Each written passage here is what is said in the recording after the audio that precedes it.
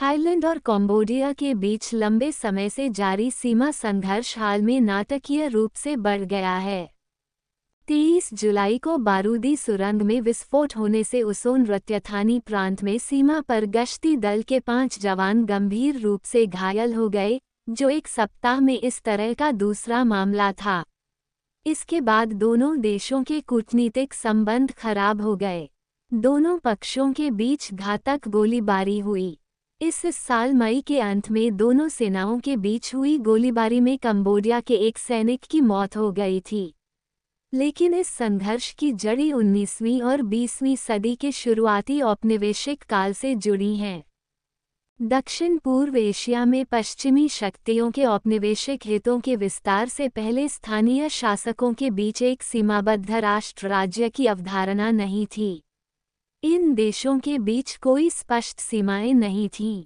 British और फ्रांसीसियों ने मुख्य रूप से दक्षिण पूर्व एशिया में राष्ट्र की अवधारणा का सूत्रपात किया तथा पहली बार थाईलैंड, तब सियाम और कंबोडिया के बीच अधिकृत नक्शा तैयार किया।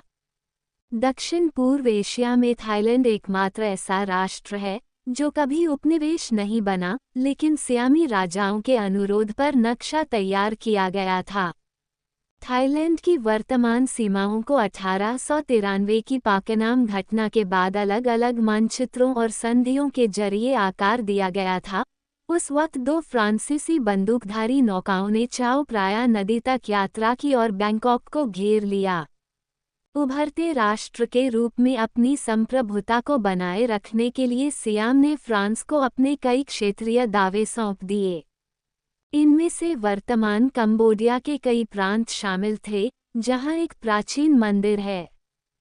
फ्रांस द्वारा 1907 में बनाए गए नक्शे में इन क्षेत्रों को परिभाषित किया गया, पर उसमें काफ़ी अस्पष्टता थी।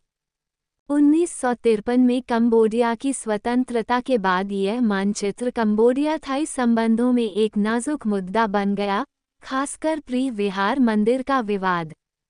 1954 में दक्षिण पूर्व एशिया से फ्रांसीसियों के जाने के बाद थाईलैंड ने प्री विहार मंदिर पर कब्जा कर लिया।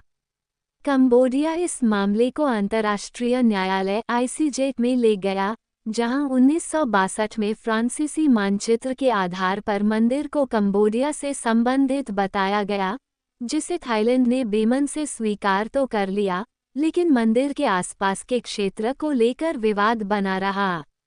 2008 में यह मामला फिर भड़क उठा, जब यूनेस्को ने मंदिर को विश्व धरोहर का दर्जा दिया।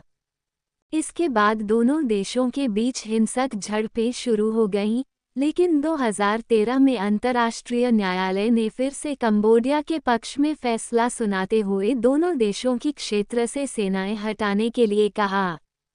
इसके बाद मामला शांत हो गया, लेकिन इस साल मई में फिर से यह विवाद उभर आया। दरअसल, थाईलैंड में थाकसिन और कंबोडिया में हुन सेन काफ़ी प्रभावशाली हैं और उनके बीच 2 दशकों से संबंध भी अच्छे थे।